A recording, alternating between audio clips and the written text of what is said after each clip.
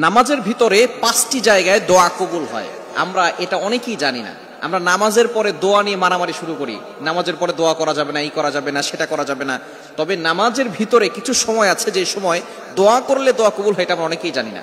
ফরজ নামাজে তো এই দোয়াগুলো আমরা পড়বো না, অবশ্যই আমরা নফল নামাজ যেটা পড়ি, যেটা আমরা নিজস্বভাবে পড়ি। ফরজ নামাজে ইমাম সাহেব যদি এই যে দোয়াগুলো আছে সেগুলোর পাশাপাশি অন্য দোয়াগুলো করেন তাহলে কিন্তু নামাজ অনেক দেরি হয়ে যাবে। তো নামাজের ভিতরে অনেক অসুস্থ ব্যক্তি থাকতে পারে, অনেক মুসাফির থাকতে পারে, এজন্য ইমাম সাহেব যিনি থাকবেন তাকে অনেক বিচক্ষণতার সহিত ইমামতি করতে হবে।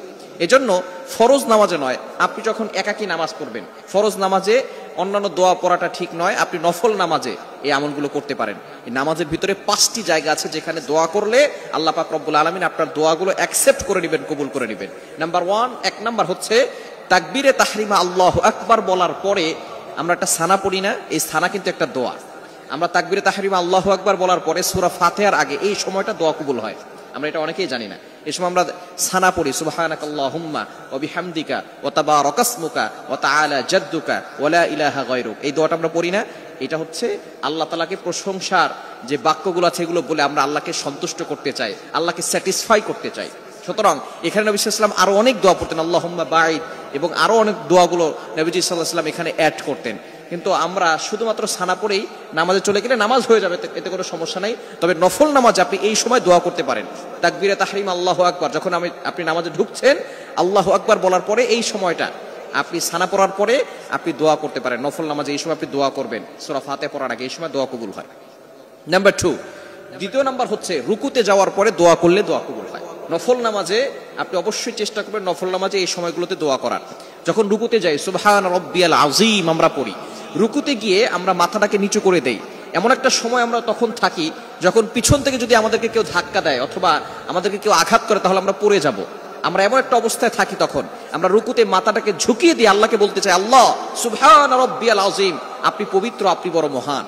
আমরা রুকুতে গিয়ে আল্লাহর প্রশংসা করি। এরপরে যদি আপনি দোয়া করেন সুবহান রাব্বিয়াল আযীম 3 বার 5 বার 7 বার বলার পরে এরপর আপনি দোয়া করলে আল্লাহ তাআলা সেই দোয়াটা কবুল করে নেবেন। এরপরে 3 নাম্বার হচ্ছে সেজদায় গিয়ে দোয়া করলে দোয়া কবুল হয়। এটা আমরা অনেকেই জানি, সেজদায় গিয়ে দোয়া করলে দোয়া কবুল হয়। আমরা অনেকে মনে করি আমাদের কপালটা কার্পেটে লাগছে অথবা জায়নামাজে লাগছে। নো, আকরাবু মা ইয়াকুনুল আবদু হুয়া সাজিদ, যখন কোনো বান্দা সেজদা করে তখন তার কপালটা আল্লাহর কুদরতি পায়ে ঠেকিয়ে দেয়, বলেন সুবহানাল্লাহ। জানি ইমাজিনটা আপনি কল্পনা করতে পারছেন?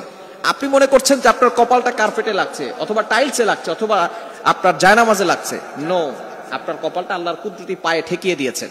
তখন আপনি সুবহান রাব্বিয়াল আ'লা এটা বলার পরে নবী সাল্লাল্লাহু আলাইহি ওয়াসাল্লাম আরো দোয়া পড়তেন, সুবহুন কুদ্দুসুন রব্বুনা ওয়া রব্বুল মালায়েকাতি ওয়ার রূহ, আরো নবী সাল্লাল্লাহু আলাইহি ওয়াসাল্লাম অনেক দোয়া পড়তেন।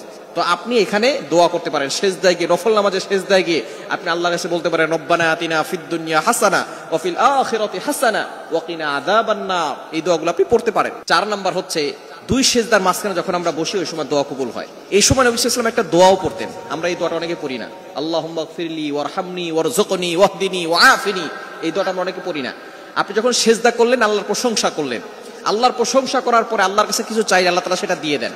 এজন্য আপনি সেজদা করার পর যখন বসলেন ওই সময় একটা দোয়া পড়তেছেন, আল্লাহুম্মা গফিরলি, আল্লাহ আমাকে ক্ষমা করে দেন, ওয়ারহামনি, আল্লাহ আমার উপরে রহম করেন, ওয়ারযুকনি, আল্লাহ আমাকে রিজিকের ব্যবস্থা করেন, ওয়াহদিনি, আল্লাহ আমাকে হেদায়েতের ব্যবস্থা করেন। এই যে আপনি দোয়াগুলো করতেছেন আল্লাহ পাক রব্বুল আলামিন কিন্তু এগুলো কবুল করেন। এই সময় আপনি অন্যান্য দোয়াগুলোও করতে পারেন, এই সময় দোয়া কবুল হয়। এবং 5 নাম্বার হচ্ছে সালাম ফিরানোর আগে, এই সময়টা আমরা অবশ্যই আল্লাহর কাছে কিছু না চেয়ে কিন্তু সালাম ফিরাবো না।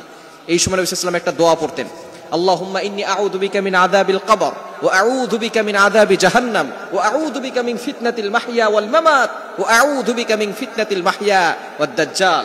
নবীজি সাল্লাল্লাহু আলাইহি ওয়াসাল্লাম এই দোয়া না পড়ে সালাম ফিরাতেন না। সুতরাং এই সময় আপনি তাশাহুদ পড়ে, দুরূদ শরীফ পড়ে, দোয়ায়ে মাসুরা কিন্তু একটা দোয়া।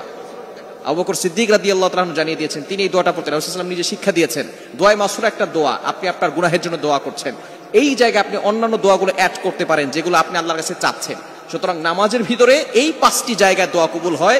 অবশ্যই আমরা নফল নামাজে এই 5টি জায়গায় দোয়া করার চেষ্টা করব। আল্লাহ তাআলা আমাদের সকলকে এই নামাজের ভিতরে নফল নামাজে বেশি বেশি করে দোয়া করার তৌফিক দান করেন।